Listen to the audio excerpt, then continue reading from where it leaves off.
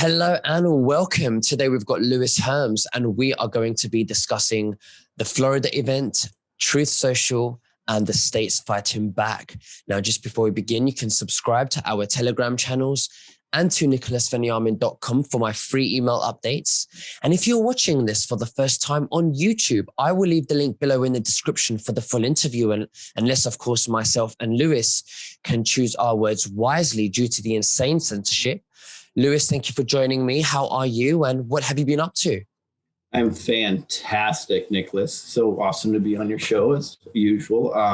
Well, I actually traveled to Florida for a few reasons. So as some people know, I'm from Southern California and we're visiting Florida. We're going to be doing an event with Freedom in Action and Screw Big Gov probably in March. So we'll be looking at locations here, so on and so forth. Also, I may relocate. That's just something that we're looking at. But most important, there was a lot of events going on here. We had the opportunity to hang out with Michael Jaco and his lovely wife, Tracy Joe, and went with an event with Michael, Sherry, and Rebecca. That was absolutely incredible. Went to a couple parties, and then we went to a high-level Patriot party, which I can't discuss too much about, but I'll tell you, it's very, very, very exciting, some of the things that are going on. So tell us, why did you go to Florida? I understand there's an event. Could you please tell us a little bit about the event, who you've met there, and what the whole purpose is for this event?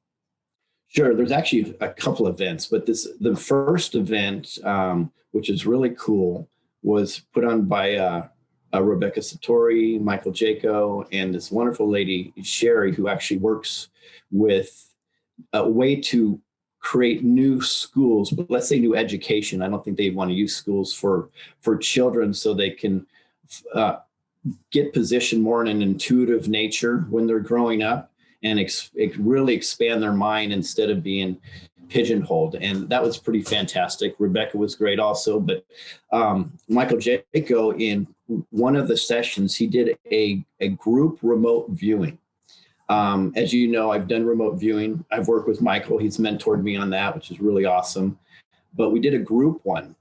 And what was really interesting is many of us within that group, we were not prompted in any way, but we came up with seeing worldwide celebrations in March.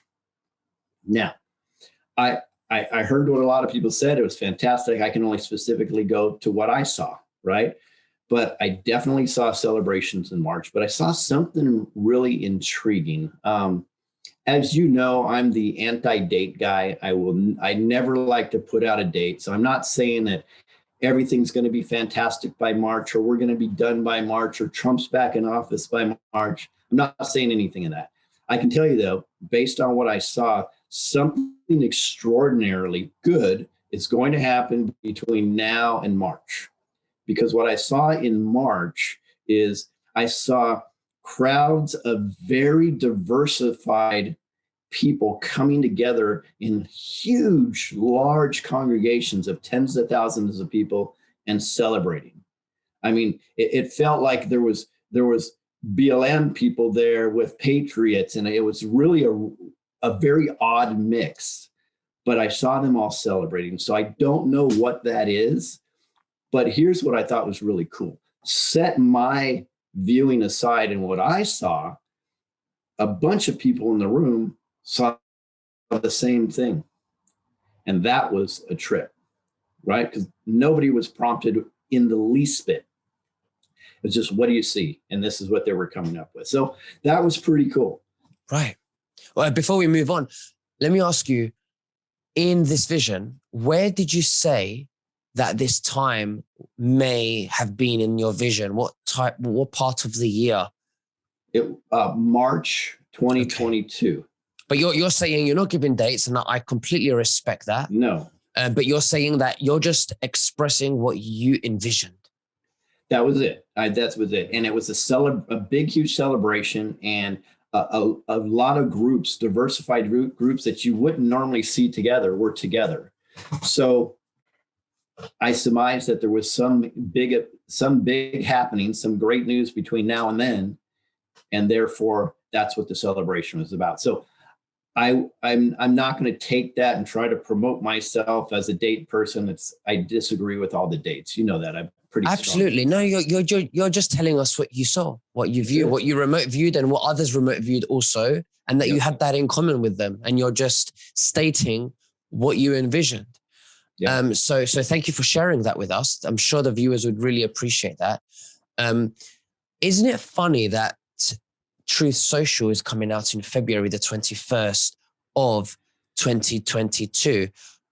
What do you know about that? And I remember you said something about you don't think that the EBS will happen before this interview. Would you like to explain to the viewers and myself why? Yeah. So we need to step back a little bit. So we have that 17th letter in the alphabet that we know about. Mm-hmm. People need to first realize that the last time that entity, which I believe is a military operation, said trust the plan, I believe was September of 2018. So that was over 3 years ago. And what happens is everything within that entity, people have interpreted. So everything that you've seen in the last few years that a lot of people rely on, whether it be Nassar or something else, is an interpretation of what they think they see. 10 Days of Darkness, the EBS, so on and so forth. So here's what I surmise.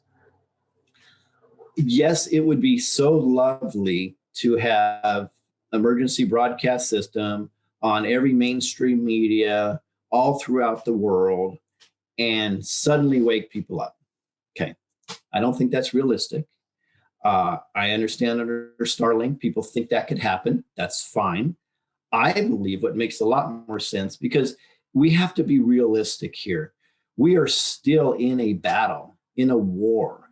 And this is almost 1,000-year war. Most people don't realize that. So we're not going to overcome the enemy in just 4 or 5 years. It's just not going to happen, right? So I envision that there's going to be pockets of greatness, and there'll still be deep state pockets that we'll have to deal with. So if I'm theorizing correctly, and I believe I have some credibility in the fact of my research, I believe some of the MSM, mainstream media, will still be infiltrated by deep state.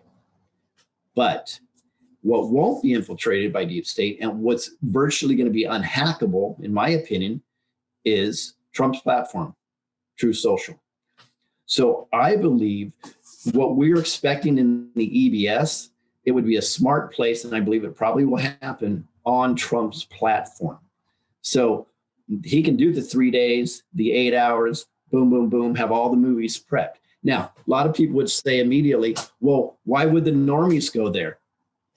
Absolutely, the normies are going to go there at least out of curiosity, and the word's going to get out. They're not going to care just because it's Trump's platform. If they're that brain dead, or if they're that blindfolded by the MK Ultra that's been created by the deep state, they're not going to pay attention if it hit the EBS anyways, right? Here's the other reason why I think it's very important. I believe if it were to hit the EBS, we would have anarchy and riots in the street virtually at the same time. If it was put onto one platform where people can go at their convenience, right? They can be red-pilled slower. It's not a shock to the system, and it will acclimate gradually and naturally through the world. So to me, I believe it's a no-brainer to put it on that platform. So I'm not seeing the EBS going through all the televisions through America. I'm just not seeing it. So, because we're in the truth community, including the viewers who are watching, mm-hmm. we're all aware that Truth Social is associated with Trump. However, Truth Social on a very big scale, when we're looking at it going out to the masses, it might not even be branded or promoted that it's Trump's platform, because it doesn't even have his name on it. It just has Truth Social. So it might be branded as another social media platform, which will then attract more viewers because they will be unbiased for them signing up to it. So what do you think about that? I think that makes 100% sense. And I can actually tag on to that. what would happen in that regard, and I think you're very smart to point that out, is the mainstream media is going to be stuck in a conundrum, because what's going to happen is when the information starts coming out on Truth Social, let's say an EBS type format with disclosures, the mainstream media has two choices. They either report on what they see or they try to deflect. And the way they're going to try to deflect is they would call it out and say, well, this is Trump's platform. He called it out, which is wonderful. You know why? Because that is free promotion. And we know, if you remember 2015 running for the election, somehow he figured out how to get all these people that hate him to freely promote him on all the mainstream media. This is exactly what I believe would happen in this case. If they call him out, it's just free promotion for Truth Social. Everybody's going to matriculate to figure it out, and they're going to become awake. I think there's very exciting times ahead of us. And I didn't know, I forgot it was February 23rd. So maybe that coincides with the whole March remote viewing thing that we saw. Before we get into the States, I really want to ask you a question about the liquid. We have to be very careful with this topic because of the censorship. So I want us to be aware of the words we use around this topic. Now, you said that you went to this event and you spoke to various different professionals. I don't want to say the word, doctors, obviously, but we're going to go forward using healthcare professionals. And they are saying they are looking into the situation, how it's affected everybody. And you're saying, before this interview, you were saying that there possibly could be, or you've heard that there is going to be an antidote. So that a solution. Let's call it a solution. So I'm suggesting, or I'm hoping, that there will be an outbreak of truth about this thing that that they want us to put in our arms. And then once this solution is available, everyone will be running to this solution, like they were running to putting it in their arms in the first place and being so proud of it. But then they're not going to be so proud of it and running to the solution. Do you think that that's a possibility that we will be seeing that in the future? Yeah. So let me give you a little insight with that. And I was specifically asked not to talk too much about it. So I'm going to kind of talk around it a little bit. So there is, how do I say this? So these people in the background are working very hard behind the scenes. And they, as that number 17 says, we have it all, they have it all.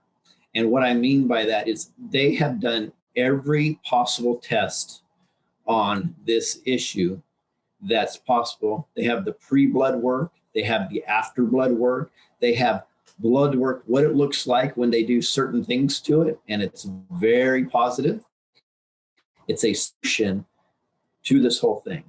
They're also working in the background specifically with integrative medical staff, let's call them clinics.